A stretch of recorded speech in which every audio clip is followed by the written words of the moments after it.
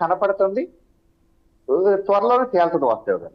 Right. ఒకసారి వివేక్ బాబు గారి దగ్గరికి వెళ్దాం. వివేక్ బాబు గారు చూశారు కదా, మొత్తం మల్టిపుల్ యాంగిల్స్ ఉన్నాయండి ఇందులో. ఏది కీలకమైన ఫైల్స్, డాక్యుమెంట్స్ మాయమై యలహంకలో తేలటం, అలాగే ఈ బోటు కుట్ర చేసిన వాళ్ళేమో వాళ్ళు అక్కడ వెళ్ళి బెంగళూరులో దాక్కున్నట్టు, తలదాచుకున్నట్టు, ఇంక్లూడింగ్ దేవినేని అవినాష్ కూడా యలహంక ప్యాలెస్లోనే తలదాచుకున్నారట. ప్రస్తుతం సుప్రీంకోర్టుకి సరే అప్పీల్ చేసుకున్నారు, అది వేరే విషయం. ఇవి కాక ఇప్పుడు ఏంటంటే మొత్తం సీఎం గారి నివాసమే ముంపు గురయ్యే పరిస్థితి వస్తే అక్కడి నుంచి ఖాళీ చేయొచ్చు కదా. అండ్ ఇంకోటి, ఒసామా బిన్ లాడెన్ వారసులు ఎవరున్నారు, దేవులాడాల్సిన అవసరం అయితే ఖచ్చితంగా కృష్ణాంజనేయులు గారు అన్నట్టు ఉంది. నేషనల్ డ్యామ్ సేఫ్టీ అనే రూల్స్ ఒక్కసారి మనం కనుక చూస్తే ఇదంతా తేలిగ్గా తీసి పారేయాల్సిన విషయం కాదు, కొట్టి పారేయాల్సిన విషయం కాదు. జాతీయ పార్టీ కూటమిలో ఉన్న మీకు తెలియని విషయాలు కావు ఇవి. డ్యామ్ సేఫ్టీ అనేది అంత ప్రయారిటీ. ఎయిర్పోర్ట్ల మీద, పోర్ట్ల మీద, డ్యాముల మీద జరిగే దాడులప్పుడు ఎలాంటి స్ట్రింజెంట్ యాక్షన్ ఉంటుందనేది మీకు తెలియదు కాదు. ఎందుకని ఉదాసీనత కనిపిస్తోందండి ఇక్కడ? వాసుదేవన్ గారు, ముందుగా మీకు అండ్ ప్యానల్ సభ్యులకి 99 టీవీ వీక్షకులందరికీ శుభోదయం. మీరు అన్నట్టు ఇది నేషనల్ డ్యామ్ సేఫ్టీ యాక్ట్ 2021 డిసెంబర్లో కేంద్ర ప్రభుత్వం ఒక బిల్లును దీన్ని ఆమోదించడం జరిగింది పార్లమెంట్ నందు. ఇందులో 2 రకాలైనవి ఉంటాయి, national committee on dam safety and national dam safety authority. ఈ 2 కలిపి ఆనకట్టలు కావచ్చు, డ్యామ్లు కావచ్చు, ఈ రెండిటి భద్రతను ఈ యొక్క యాక్ట్ ద్వారా మనము చూడడం జరుగుతుంది. మోస్ట్ ఇంపార్టెంట్ ఏంటంటే, మీరు అన్నట్టు బిగినింగ్లో అండ్ మన కృష్ణాంజనేయులు సార్ చెప్పినట్టు కూడా, ఇది ప్రజలకు సంబంధించిన భద్రత విషయంలో, అంటే కొన్ని లక్షల మంది దాని మీద ఎవరికైతే ప్రాణాలకు రక్షణగా ఉంటుందంటే, లైక్ దేశ రక్షణకు సంబంధించిన కావచ్చు, లేకపోతే ఇలాంటివి దేశద్రోహం కిందికి కూడా వస్తుంది. అలాగే దేశద్రోహ యాక్ట్ పెట్టకూడదని కొన్నిసార్లు కోర్టు చెప్పినప్పటికీ కూడా ఇలాంటివి చాలా తీవ్రమైన విషయాలు, అంటే కొన్ని లక్షల మంది ప్రాణాలకు ముడిపెట్టిన అంశం కాబట్టి వీటిని చాలా తీవ్రంగా పరిగణించే అంశాలుగా మనం భావించాలి. అలాగే ముఖ్యంగా ఈ యాక్ట్ ద్వారా ఈ 2 కలిపి కొన్ని నిర్ణయాలు తీసుకుంటారు. రాష్ట్ర ప్రభుత్వం అండ్ కేంద్ర ప్రభుత్వం 2 కలిపి నిర్ణయాలు తీసుకుంటుంది. వేరే రాష్ట్ర ప్రభుత్వం కూడా ఇండివిజువల్ గా దీని మీద భద్రతా కమిటీ అనేది ఒకటి ఎప్పుడు ప్రతి డ్యామ్ మీద లేదా ప్రతి ఆనకట్ట మీద ఎప్పుడు ఒక డ్యామ్ కమిటీ, అదే సేఫ్టీ కమిటీ అనేది ఒకటి వర్క్ చేస్తూనే ఉంటుంది. మీరు అన్నట్టు ఈ యొక్క కుట్రకోణం ఏదైతే ఉంది అని ఒకవేళ నిరూపించబడితే ఆధారాలతో, తప్పకుండా వారి వెనకాల చేయించిన వ్యక్తులా, లేకపోతే వారి పార్టీ అభిమానంతో చేసినారా, లేకపోతే వారి వెనకాల ఉండి ఎవరైనా చేయించారనేది మనకు ముఖ్యంగా తేలాల్సిన విషయం. Is it individual or somebody else who are doing this అనేది. సో ఆ విషయాన్ని ఒకవేళ వైసీపీకి సంబంధించిన వ్యక్తులు దీని వెనకాల పెద్దలు ఎవరైనా నడిపించారని తేలితే మాత్రం అంటే అక్కడితో కథ ఆగిపోతుంది. ఎందుకంటే ఇన్ని లక్షల మంది మీద ప్రాణాలతో చెలగాట మాడుతూ చేసినది ఒక భద్రతకు సంబంధించినది. వాయిస్ వస్తుందండి? వినిపిస్తుందండి, చెప్పండి. వినిపిస్తుంది. సో భద్రతకు సంబంధించిన విషయాలలో, ప్రజల ప్రాణాలకు సంబంధించిన విషయాలలో ఇలాంటి ఆలోచనలతో చేసే వ్యక్తులకు సంబంధించిన ఆలోచన తీరును కూడా మనం ప్రజల ముందు పెట్టాల్సి ఉంటుంది.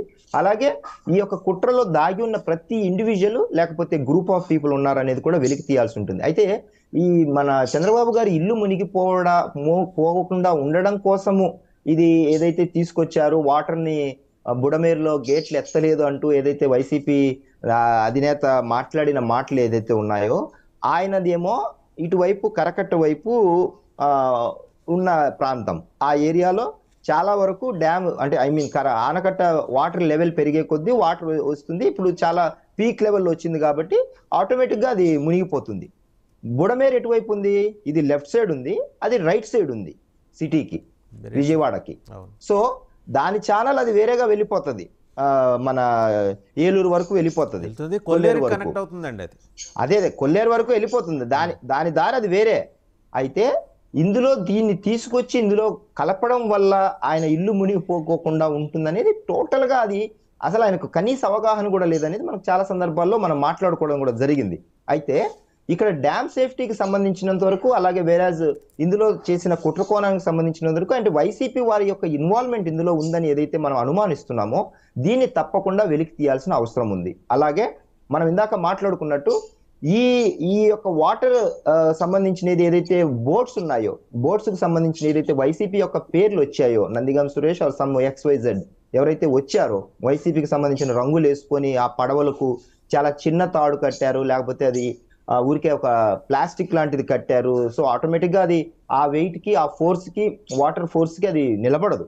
సో ఆ తాళ్ళు నిజంగానే ఐరన్ తో చేసి కట్టారా, లేకపోతే వాటిని కట్ చేసిన ఆనవాళ్ళులా కూడా అనిపిస్తుంది. తెగిన దానికి కట్ చేసిన దానికి కూడా వేరియేషన్ ఉంటుంది.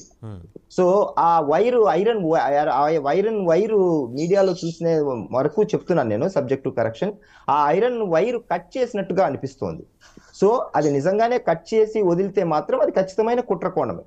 సో ప్రజల ప్రాణాలతో చెలగాటం ఆడినట్టే.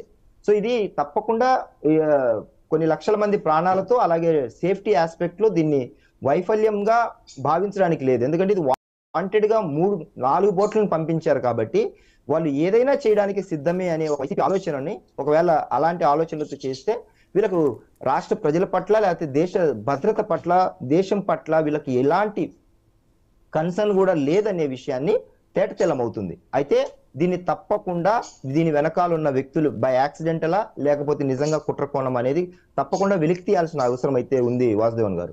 అదే అవసరం అందరితో పాటు, సాధారణ ప్రజానికంతో పాటు జనసేన కూడా ఫీల్ అవుతుంది, రైటే. కానీ మీరు ప్రభుత్వంలో ఉన్నారు, ప్రజలు అడిగినట్టు ప్రభుత్వంలో ఉన్న మీరు అలా మాట్లాడకూడదు కదా. మీరేం తీసుకున్నారు అంటే నేను అంటున్నాను విచారణ దశలోనే ఉంది కాబట్టి, వెరాజ్ మన పక్కన ఇప్పుడు ప్రజలంతా లక్షల మంది వారి వారి ఇబ్బందుల్లో ఉన్నారు కాబట్టి పోలీసుల పని పోలీసులు చేస్తారు. తప్పకుండా మనము ఏదైతే అధికార యంత్రాంగం ఉందో, అధికార యంత్రాంగం ప్రజలకు ఇప్పుడు సరైన సమయంలో మనం వాళ్ళను రెస్టోర్ చేయాలి. కృష్ణాంజనేయులు గారు అడుగుతున్న మాట వదలడం చూడండి, మనము బోల్డెన్ కేసుల్లో తప్పించారా, వదిలేశారా? లేదు, వెరీ టూ ఎర్లీ. చెప్తున్నాను కదా, 1 by 1 జరుగుతూ వెళ్తోంది ఆ ప్రాసెస్. ఇప్పుడు నందిగా ఇప్పుడు ఈ వరదల్లో కూడా డౌట్ కాదు వివేక్ బాబు గారు, ఆంధ్రజ్యోతి వాళ్ళ డౌట్ అది.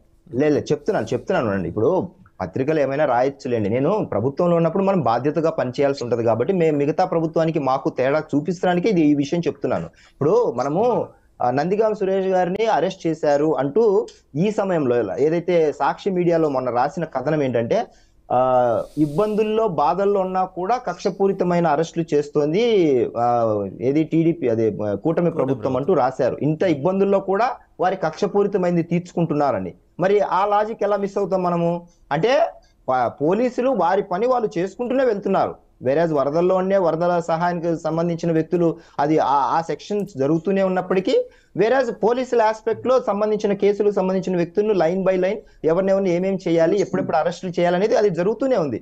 బట్ అందరినీ ఒకేసారి అరెస్ట్ చేయడం అరెస్ట్ చేయడం అనేది గొప్ప విషయం కాదు. మనము ఆధారాలతో గతం తాలూకు ప్రభుత్వంలో చేసిన ప్రతి ఇండివిజువల్ వ్యక్తులని ఏ విషయాలలో ఎక్కడెక్కడ తప్పులు జరిగింది మనం ఆధారాలతో కోర్టుకు ప్రజెంట్ చేసినప్పుడు మన కోర్టు కూడా మనకు ఇది బెయిలబుల్లా లేదా నాన్ బెయిలబుల్లా, లేకపోతే ఎంతవరకు దీని శిక్ష అని జడ్జి గారు కూడా మనం ఆలోచించే విషయంలో, పోయిన గవర్నమెంట్ లో చిన్న చిత్తగా కేసు ఒక రోజులో బెయిల్ ఇచ్చే కేసులు పెట్టి వాళ్ళని అరెస్ట్ చేసిన ప్రహాసనమేమో ఒక 3 రోజుల పాటు వాళ్ళని రోడ్లు పరిగెత్తించి కార్లలో కుక్కి తీసుకొచ్చి 400-500 కిలోమీటర్లు తీసుకెళ్లి జడ్జి గారి ముందు నిలబెడితే ఇంత చిన్న బెయిలబుల్ కేసు దీన్ని ఇంత అవసరమా కథ అన్నట్లు చేసిన కథలు కాదు మనం చేయాల్సింది. బాబు గారు, వాళ్ళు వైసీపీ వాళ్ళు తేలిపోయిందా అక్కడే, వాళ్ళు అసంఘటిత రంగంలో ఉన్నారు, అనార్గనైజ్డ్ సెక్టర్. మీలాగా ఆర్గనైజ్డ్ కాదు వాళ్ళు, అంటే కూటమిలాగా.